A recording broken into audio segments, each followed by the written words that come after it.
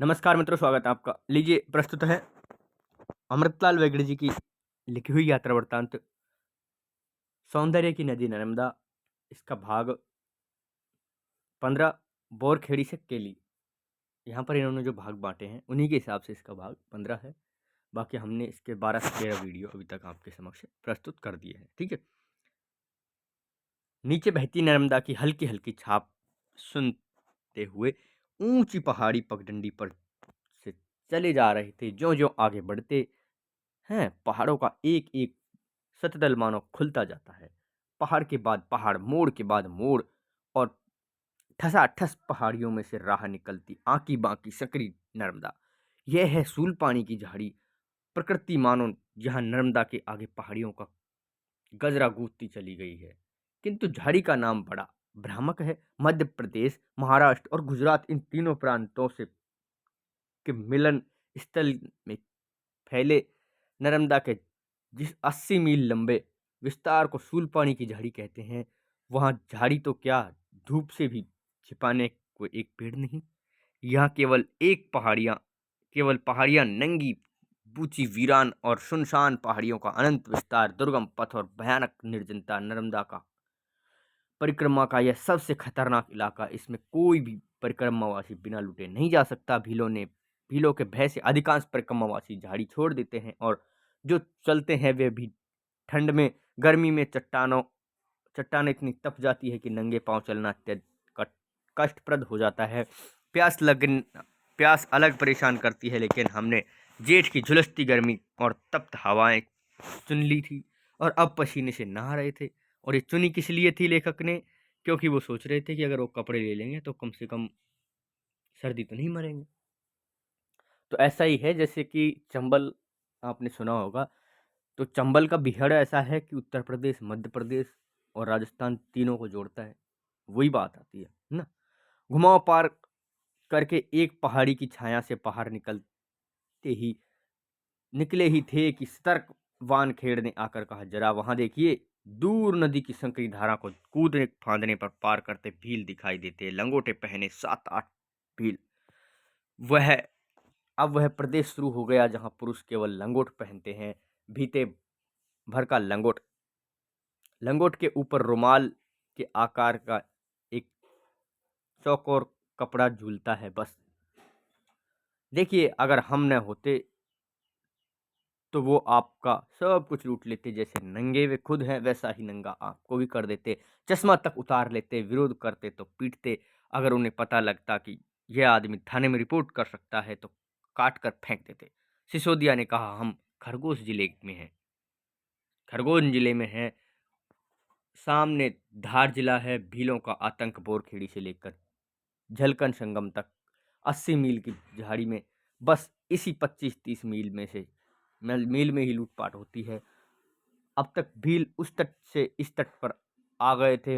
हमें दूर से देखकर बहुत खुश होंगे। आज तो खूब जजमान आ रहे हैं, सामान भी खूब है, मजा आएगा। लेकिन कुछ पास आने पर देखा होगा, सत्यानाश, इसके साथ तो बंदूकधारी पुलिस के जवान हैं। छुप जाओ, झूम अंतर हो जाओ, और सभी पलक झपकते ही गायब हो गए, मानो धरती में समा गए हों। खोहों में छिपे छिपे वे हमें सामान असबाब के साथ पहले आते और फिर जाते हुए देखते रहे होंगे, और दांत पीस कर रह गए होंगे। अपने शिकार को इतना आसानी से हाथ से निकलता देखकर उन्हें कितनी निराशा हुई होगी, कितनी। दोपहर को तुंवरखेड़ा पहुंचे। 6-7 बिखरी हुई झोपड़ियां का दुइयों सा गांव मुखिया के यहाँ रुके। वानखेड़ा मुखिया को जानता है। उसके मिलकर वह मेरे पास आया और बड़े संकोच के साथ बोला, आपको मुर्गा तो चलेगा ना? हमारे स्वागत में मुर्गा काटना चाहते थे, मना करने पर बुरा मानेंगे। मिष्ठान्न में मुर्गा, भीलों के घर में मुर्गियों के झुंड रहते हैं।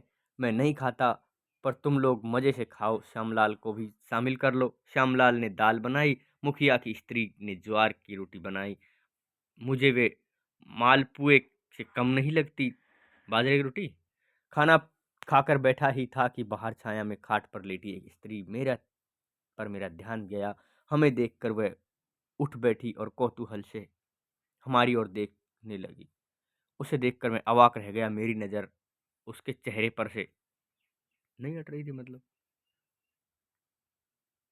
हटती न थी। रंग तो काला था, लेकिन इतना सुंदर कोमल मृदुल रूप में तरासा चेहरा मैंने कभी नहीं देखा था। विधाता ने जिस दिन उसे रचा होगा, उस दिन कोई और काम नहीं किया होगा। बस बैठे बैठे परम संतोष से उसे देखता रहा होगा। मुझे अनायास ही गुरुदेव का यह गीत याद आ गया। देखो, ऐसा है, कोई कोई आदमी रंग में थोड़ा सा सांवला सा होते हुए बहुत बढ़िया लगता है। शकल सूरत अच्छी होती है ना, तो आदमी रीझ जाता है ना। देखिए, अब गुरुदेव के, इनके गुरुदेव का गीत क्या है। कृष्ण कलियाम की तोराई बली, कालो तारे बेल गया रे लोक, कालो तासे जतई कालो होक, देखी थी तार कालो हिरन चोख। लोग चाहे जिस नाम से पुकारें, मैं उसे कृष्ण कली कहता हूँ। गांव के लोग उसे काली कहते हैं। काली, कितनी ही काली क्यों ना हो, मैंने देखी है उसकी हिरणी सी काली आंखें। शांति निकेतन में यह गीत कई बार सुना था। तब क्या पता था कि इस कृष्ण काली से सूलपानी झाड़ी में भेंट होगी। वह गर्भवती थी। 7वां और 8वां महीना चल रहा था। अभी मां नहीं बनी थी, पर मातृत्व की उजास उसके चेहरे पर उतर आई थी। सौंदर्य के साथ मंगल्य आ मिला था। मैंने उसके 2-3 स्केच बनाए, पर बात नहीं बनी तो नहीं बनी। कुछ ठीक हुआ, वह उसे बताया। अपना चेहरा देखकर वह हौसले से मुस्कुराई। कैसे, कैसी अनबूझ मोहक मुस्कान। तभी दो किशोर आए। मसे भीग रही थी। क्या सुंदर चेहरे थे। अपनी अपनी रंग बिरंगी पाक में बिल्कुल राजकुमार लग रहे थे। क्या स्त्री, क्या पुरुष। भील भिलाले बड़े सुंदर होते हैं। धूप में तपे इनके शरीर बड़े सुगठित होते हैं। दुबले पतले होते हैं, पर उनमें गजब की फुर्ती होती है। दोपहर को नहीं चलते थे, पर आज चलेंगे। इस खतरनाक प्रदेश को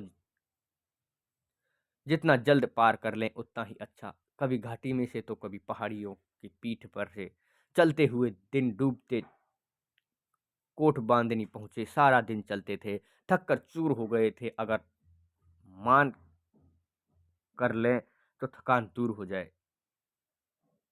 रात के अंधेरे में नर्मदा अमूर्त, रहस्यपूर्ण और भयानक लग रही थी। हल्की सी चांदनी में चारों ओर की पहाड़ियां और भी अधिक काली लग रही थी। नीरव नर्मदा में रात्रि स्नान किया। मुझे लगा कि मैं नर्मदा में नहा रहा हूँ और अंधेरे से भी नहा रहा हूँ। है ना, बोरखेड़ी से कली में ये बातें होती है।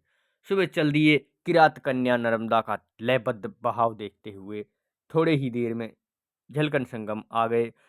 झरने सी झलकन के इस पार मध्य प्रदेश, उस पार महाराष्ट्र। सिपाही यहाँ से लौट जाएंगे, आगे हमें अकेले जाना होगा।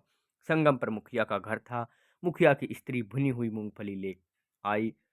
उसके 4-5 बच्चे थे। उसकी देह कुछ बेडौल हो गई थी। पेट थोड़ा झूल गया था, पर चेहरा कितना सुंदर था। मुखिया भी बड़ा ऊंका था। दोनों के चेहरे ताजगी और तंदुरुस्ती से दमक रहे थे। उनकी 12-13 वर्ष की बेटी उसके माता पिता का भरपूर रूप पाया था। मैंने कहा, बिटिया तू बैठ, तेरा चित्र बनाऊं। यह सुनकर वह इतनी हंसी कि हंसते हंसते दुहरी हो गई। चेहरा लाल हो उठा। प्रसन्न माँ जिस दृष्टि से बेटी को निहार रही थी, उसमें स्नेह की अनुभूति तो थी ही, प्रशंसा की अभिव्यक्ति भी थी। खुशी से उमगते सर में उसने मुझसे कहा, वह शर्मा रही है। उस बच्ची का बाल सुलभ भाव से लजाना मन को ऐसा छू गया कि यदि अशोभनीय न समझा जाता तो मैं उसका माथा चूम लेता। माँ के बहुत कहने पर भी वह सिर पर ओढ़नी डालकर बैठी, लेकिन उस शर्मीली लड़की के सौंदर्य का संतास ही मैं अपने स्केच में ला सका। स्केच अच्छा तो नहीं हुआ, फिर भी मुझे बहुत प्रिय है। यह मुझे एक ऐसी अल्हड़ लड़की की याद दिलाता है, जिसे पाकर कोई भी पिता गर्व से भर उठता है। संगम में नहाने के बाद झलकपन में नहाया, झलकन में भी नहाया। भित्ते भर की झलकन। ये थोड़ा ब्लैक ब्लैक आ रहा है, तो ये ऐसा ही आएगा। यहाँ पे चित्र इस प्रकार का ना, प्रिंट आउट में। जलकन के इस पार मध्य प्रदेश, उस पार महाराष्ट्र, महाराष्ट्र में नहाया, मध्य प्रदेश में अंगोछे से शरीर पोंछा। वानखेड़ा और सिपाही, सॉरी माफ़ करिएगा, वानखेड़ा और सिसोदिया यहाँ से वापस चले गए। वो जो सिपाही थे ना, उनका नाम था। जाते समय कह गए, आगे कोई डर नहीं, निर्भय होकर जाइए। घर जाकर चिट्ठी ज़रूर लिखिएगा। आपकी आगे की यात्रा कैसी रही, ये जानने की उत्सुकता रहेगी। अब हम महाराष्ट्र में चलने लगे। चलते-चलते मन में यह विचार भी आया कि अगर कल के भीलों को पता चल गया कि सिपाही तो चले गए, तो वे आज फिर आकर हमें भी लूट सकते हैं, और कल का गुस्सा निकालने के लिए हमारी थोड़ी बहुत पिटाई भी कर सकते हैं। लेकिन तभी मैंने अपने आप को हल्के से झिड़का, इतना डरपोक तो आए ही क्यों। दोपहर के बाद का चलना बड़ा कष्टप्रद होता है। धरती खूब तपती जाती है। छाया के लिए एक पेड़ नहीं, ऊपर से सूरज सामने पड़ता है, इसीलिए ऐसा लगता है मानो कोई हमें धीमी आंच से में भून रहा है। नदी कुछ अधिक ही आड़ी टेढ़ी आंकी बांकी बहती है। चारों ओर ठठाहट पहाड़ियां हैं, ठसाठस पहाड़ियां हैं। नर्मदा मानो सौ सौ तालों में बंद है। हम सोचते ही अब नर्मदा आगे कैसे बढ़ेगी, पर रास्ता रोककर खड़ी पहाड़ियों को चकमा देकर कहीं न कहीं से रास्ता खोज ही लेती है, और चट्टानों को अपने दुलार भरे स्पर्श से गुदगुदाती हुई आगे बढ़ जाती है। लोगों की भाषा समझ में नहीं आती, इनकी बोली मराठी नहीं कुछ और है। महाराष्ट्र का यह प्रदेश खानदेश कहलाता है। जिला धुलिया। पहाड़ियों की भूल भुलैया से राह निकलती नर्मदा और चट्टानों के आल जाल से मार्ग निकालते हम। कोई 2 घंटे के बाद नदी किनारे बांस पर टंगी एक तख्ती दिखाई दी। उस पर हिंदी में लिखा था, यहाँ पर कम्मावासियों को सदाव्रत दिया जाता है। इस वीराने में हम इस तख्ती को देखकर बड़ी खुशी हुई। पास ही एक पगडंडी ऊपर जाती थी। ऊपर गए तो एक गांव दिखाई दिया। गांव का नाम नीमोहाण यानी नीम गांव। जो गुरुदेव सदाव्रत देते थे, वे तो कहीं बाहर गए थे। उनका शिष्य था, बड़ा ही विनम्र, बड़े उत्साह से हमारा स्वागत किया। रुकने का बहुत आग्रह किया, लेकिन हमें जल्दी थी, इसीलिए थोड़ी देर बैठने के बाद पीठ पर बोझा लाद कर चलने को तैयार हुए। तो उसने कहा, आप मैया की परिक्रमा कर रहे हैं, हमारे महाराष्ट्र के रिवाज के अनुसार मैं आपका साष्टांग चरण स्पर्श करना चाहता हूँ। मेरी खुशी का क्या कहना, इतना सम्मान तो कभी किसी ने नहीं दिया। उम्र में वह मेरे सबसे छोटे बेटे से भी छोटा था। पैर छू सकता था, लेकिन यह क्या, पैर छूने के बजाय वह मेरी ओर टुकुर टुकुर देख क्यों रहा है। मैं मूड मगज जब भी किसी तरह नहीं समझा, तब उसने बड़े संकोच के साथ कहा, जरा चप्पल निकाल लीजिए। मुझे लगा कि जमीन फट पड़े और मैं उसमें समा जाऊं। चप्पल निकाल दी तो उसने जमीन पर लेटकर दंडवत प्रणिपात किया। दोपहर की चिलचिलाती धूप में पैंड्रो पहुंचे। सामने तट पर होपेश्वर का मंदिर दिखाई दे रहा था। भील स्त्रियों का एक दल सिर पर घास के कट्ठर लिए आया। स्त्रियों को उस पार जाना था। सकरी नदी में एक छोटी नाव पड़ी रहती थी। उस नाव नाव उस पार थी। एक स्त्री तैर कर गई, नाव ले आई, और 3-4 खेप में सभी उस पार चले गए। देर नहीं देर तक नदी में नहाती और तैरती रही, फिर हँसती-हँसती चली गई। है ना? आगे और है अभी तो। चारों ओर भूरी-भूरी धूसर और कत्थई पहाड़ियाँ हैं, दूसरा कोई रंग नहीं। एक रास्ता तोड़ती है। यहाँ की स्त्रियाँ अपने चटकीले वस्त्रों में वे रंग-बिरंगे फूलों की सी लगती है। मनुष्य लेकिन मनुष्य यहाँ कितनी मुश्किल से दिखाई देते हैं। रंग-बिरंगे अच्छा, धूप का रंग कड़े दूध सा है। धूप भी एकदम कड़ी हुई ताप के साथ उसका भार भी महसूस हो रहा है। ऊपर से चले, शाम तक पीपल पीपल चौपानी पहुंच जाएंगे। चलते चलते पगडंडी सहसा खत्म हो गई।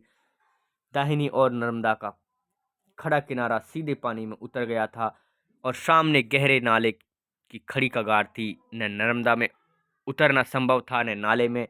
नाले के उस पार कुछ झोपड़ियां दिखाई दे रही थी। अगर यह नाला न होता तो हम वहां आधे घंटे में पहुंच जाते, लेकिन अब लौटने के सिवाय कोई चारा न था। लंबा चक्कर मारकर नाला पार किया। अब एकदम चढ़ाई थी, एक के बाद एक पहाड़ियाँ चढ़ते गए, फिर उतराई चढ़ाई से उतराई अधिक मुश्किल थी। किसी तरह उन झोंपड़ियों तक पहुँचे, अलग-अलग टेकरियों पर अलग-अलग झोंपड़ियाँ। उस पार उस पहाड़ी गाँव का नाम था केली। यहाँ के प्राय नग्न स्त्री पुरुषों को देखकर लगा कि आदिम युग में पहुंच गए हैं। सभ्यता का भार पीछे छोड़ आए।